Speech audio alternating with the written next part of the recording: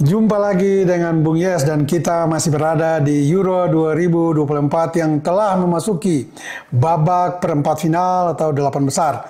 Dan pada hari Jumat ini pukul 23.00 waktu Indonesia bagian Barat, pertandingan pertama 8 besar akan dimainkan di mana tuan rumah Jerman ditantang oleh Spanyol.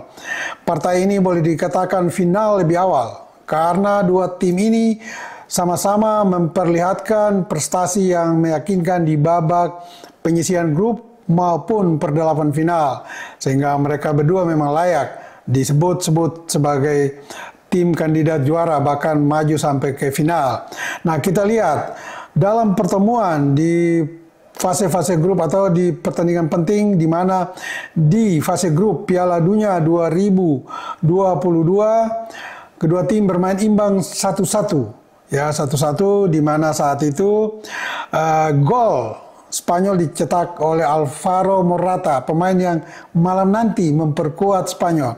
Sementara balasan Jerman dicetak oleh Füllkrug, ya, Füllkrug yang juga kemungkinan besar akan main walaupun tidak sebagai starter. Nah, dua tim ini mencetak gol dalam pertemuan di fase grup Piala Dunia 2022. Tetapi di final Euro 2008, Spanyol unggul atas Jerman lewat gol tunggal Fernando Torres dan membuat Spanyol hari itu keluar sebagai juara untuk kedua kalinya dalam Piala Eropa. Sementara kita lihat dalam 5 pertemuan terakhir, Spanyol dan Jerman sangat berimbang, ya sangat berimbang. Karena sama-sama mencetak 1 kemenangan, tetapi 3 pertandingan lainnya berakhir imbang. Tetapi kemenangan besar Spanyol dicetak di 2020 ketika mereka menghancurkan Jerman dengan skor telak 6-1 di Liga Antar Negara Eropa. Namun sebelumnya Jerman juga mengalahkan Spanyol dengan skor 1-0. Tetapi dalam 5 kali pertemuan kedua tim, Spanyol mencetak 14 gol berbanding Jerman yang hanya mencetak 12 gol.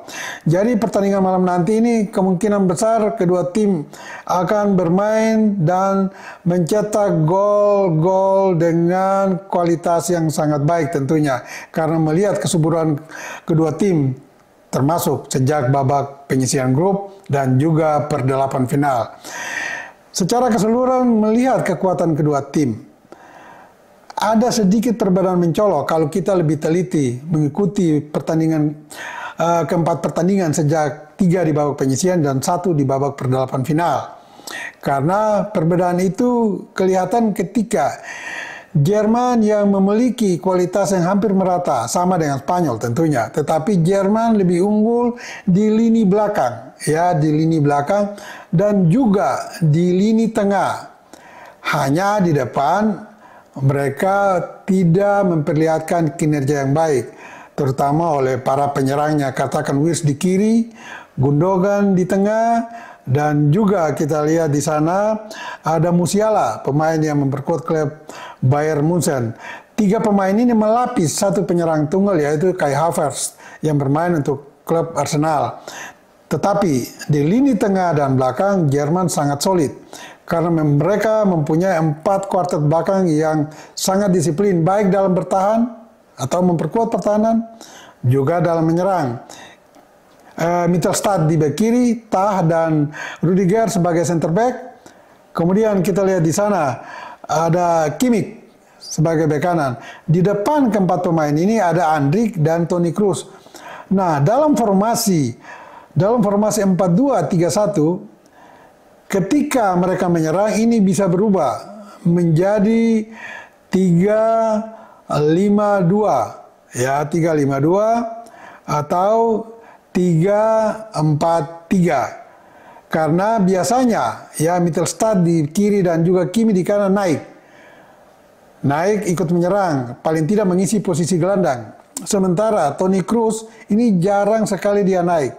Dia sering bergantian dengan Andrić untuk menunjang serangan. Kalau Andrić naik, Toni Kroos biasa melapis Tah dan Rudiger di belakang. Sementara kalau Kroos yang naik, Andrić yang bertahan.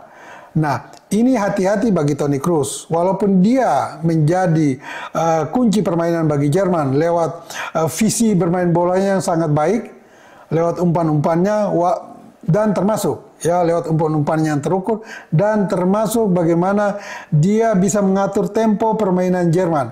Kapan harus menyerang dan kapan harus bertahan dengan baiknya, ya. Namun ini hati-hati bagi Jerman karena tim yang mereka akan hadapi adalah Spanyol. Spanyol dengan kekuatan yang sangat dahsyat terutama di lini depan. Kita lihat ada Nico Williams di sayap kiri, ya, dan juga Lamine Yamal, pemain termuda dalam Euro kali ini berusia 16 tahun di sayap kanan. Kemudian kita lihat juga di depan ada Alvaro Morata, ya. Nah, yang menjadi persoalan lini tengah dan Spanyol ini belum pernah teruji, ya, teruji melawan tim-tim yang memiliki kekuatan menyerang yang sangat baik. Sementara Jerman malam ini yang menjadi lawan mereka adalah sebuah tim yang bermain secara koordinasi tim sangat bagus, sangat disiplin, dan juga mempunyai kekuatan dobrak yang sangat ampuh, baik lewat penyerang maupun lini tengah. Nah, kembali pada Spanyol.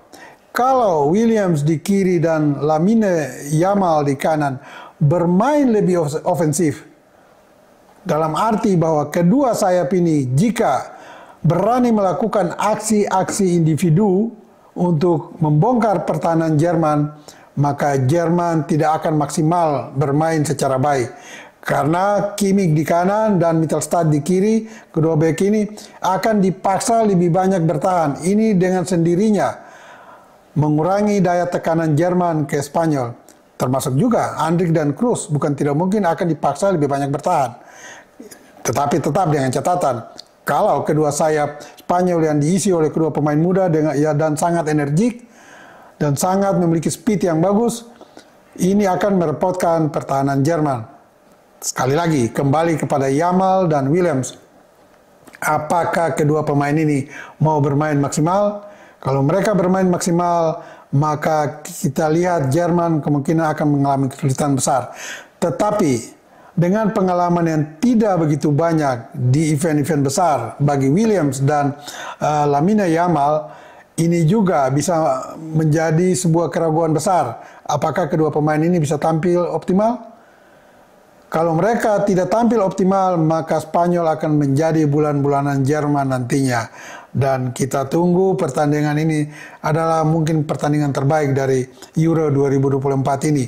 Nah, bagaimana dengan pertandingan berikut pada pukul 02.00 Sabtu dini hari, di mana Prancis akan menghadapi Portugal.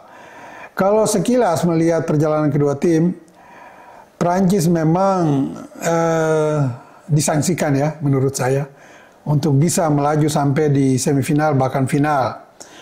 Mereka sangat kuat, sama seperti Jerman. Mereka sangat kuat di lini pertahanan karena 4 pemain mereka, Saliba, Hernandez, Upamecano, dan salah satu pemain lagi yaitu Koundé, ini sangat kuat dalam bertahan dan sangat memiliki disiplin yang tinggi, berkoordinasi, berkomunikasi satu dengan yang lainnya sangat baiknya, sehingga pertahanan mereka memang sulit ditembus. Ini berbanding terbalik dengan lini depan. Lini depan memiliki penyerang-penyerang yang baik, tetapi juga mandul dalam mencetak gol. Sampai saat ini Prancis hanya baru mencetak 3 gol dari 4 pertandingan. Kalau ini skala rata-rata memang minus, dari 4 pertandingan hanya mencetak 3 gol. Bahkan 1 dari 3 gol itu adalah gol bunuh diri ketika mereka menyingkirkan Belgia di perdelapan final lewat gol bunuh diri Jan Vertonghen dari Belgia. Padahal kita lihat bahwa penyerang Prancis memiliki kualitas yang mumpuni. Ada pada juga si Thuram yang memang dipatok sebagai penyerang tunggal di depan dalam formasi 3-2. Ya, 4-2-3-1. 1 di depan adalah Thuram, sementara 3 di belakang Thuram adalah Griezmann. Ya, Griezmann yang akan menjadi otak serangan daripada Prancis. Tetapi catatan juga, bagi Griezmann. Anthony Griezmann ini dia pemain yang memiliki visi bermain yang sangat bagus. Juga umpan-umpannya sangat terukur, terutama umpan-umpan yang tidak terduga kepada para penyerangnya. Namun Griezmann harus lebih optimal bermain. Sering dia tidak memanfaatkan peluang-peluang di mana Prancis harus menekan. Momentum itu sering hilang karena Griezmann sering menunda serangan atau menunda melepaskan bola-bola terupas, baik kepada Dembele di kanan maupun Mbappe di kiri. Nah, kalau Griezmann bisa memperbaiki kesalahan dia di beberapa pertandingan awal, kemungkinan Prancis bisa mencetak gol lebih dari 1 gol ke gawang Portugal malam nanti atau Sabtu dini hari. Tetapi kalau Griezmann tidak memperbaiki kesalahan dengan lebih sering menunda tempo permainan dengan lebih menyerang, ini akan sulit bagi Prancis untuk mencetak gol. Karena baik Mbappe di kiri maupun Dembele di kanan, kalau tidak mendapat suplai bola yang matang dari lini tengah, ini tentu akan menyulitkan Prancis untuk bisa mencetak gol. Karena ada Rabiot di tengah dan Kante, ini pemain-pemain yang memiliki daya dan mobilitas yang kuat. Tetapi mereka tidak memiliki visi dan umpan-umpan yang matang. Itu ada pada diri Anthony Griezmann. Nah, pelatih Didier Deschamps sangat mengandalkan Griezmann untuk itu. Sehingga kalau Griezmann bisa mengoptimalkan kemampuannya dalam melepaskan passing-passing terukur, maka Mbappe dengan Dembele kemungkinan besar akan menjebol gawang Portugal. Catatan juga buat dua pemain ini, mereka harus memanfaatkan setiap peluang sekecil apapun. Karena dalam 4 pertandingan sebelumnya kita lihat bahwa baik Mbappe maupun Dembele sering mereka mendapat bola-bola matang di mulut gawang, tetapi tendangannya ke kiper atau justru melayang jauh di atas mister gawang lawan. Nah, ini nggak boleh terjadi, terutama pada Dembele. Dia lebih gesit ketika menusuk dari sisi kanan atau sayap kanan di sisi kiri lawan, tetapi finishingnya yang sering tidak bagus, baik tembak langsung maupun melepaskan umpan tarik. Nah, ini diperhatiin juga oleh atau mendapat perhatian khusus oleh Dembele untuk bisa memperbaiki kekurangannya di pertandingan sebelumnya. Bagaimana dengan Portugal? Portugal lebih mengandalkan pada 3 pemain kunci. Pepe, mantan pemain Real Madrid, di jantung pertahanan Portugal. Di tengah ada Bruno Fernandes, pemain yang memperkuat Manchester United di Liga Inggris. Kemudian ada Cristiano Ronaldo yang tidak asing lagi bagi kita. 3 pemain ini menjadi kunci permainan Portugal.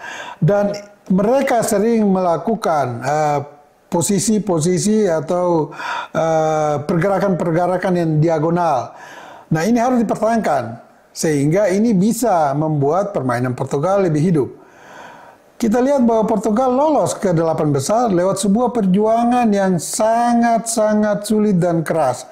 Mereka baru bisa memastikan tiket di 8 besar dengan menyingkirkan Slovenia lewat adu penalti. Nah, ini tidak boleh terjadi malam nanti ketika menghadapi Prancis. Kalau mereka masih tampil dengan pola permainan seperti melawan Slovenia, ini akan sulit untuk mereka bisa meraih kemenangan atas Prancis.